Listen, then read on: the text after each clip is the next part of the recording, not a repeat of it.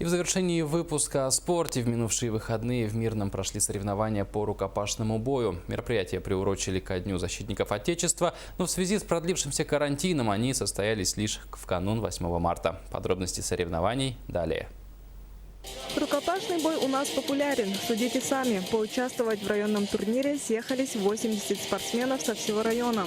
Участники из Мирного, Удачного, Айхала и Светлого боролись за звание сильнейшего в зале детско-юношеской спортивной школы.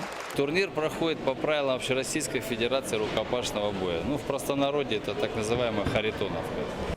Яркие бескомпромиссные поединки не оставили равнодушными многочисленных зрителей. Каждый мастерски проведенный бросок и точный удар болельщики встречали с оживленным откликом.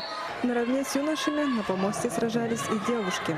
В прошлом году я приехала сюда и начала заниматься самбо. Мне очень нравится заниматься самбо, потому что у меня папа тоже занимался рукопашным боем. А самбо, борьба, мне тоже она по душе. Удобно им заниматься. Там в кимоно ходить, в спортсовках.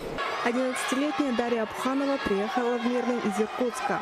На районных соревнованиях она победила всех своих соперниц, хоть и со слезами на глазах. В самбо мне нравится то, что там в том-то и дело, что девочек мало.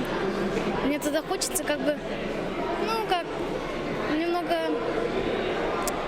просто хочется туда. Дарья говорит, плох тот солдат, который не мечтает стать генералом. В будущем юная спортсменка планирует выступать на мировом уровне. А пока она, как и 19 других победителей, принимает подарки и поздравления, стоя на Мирнинском пьедестале почета.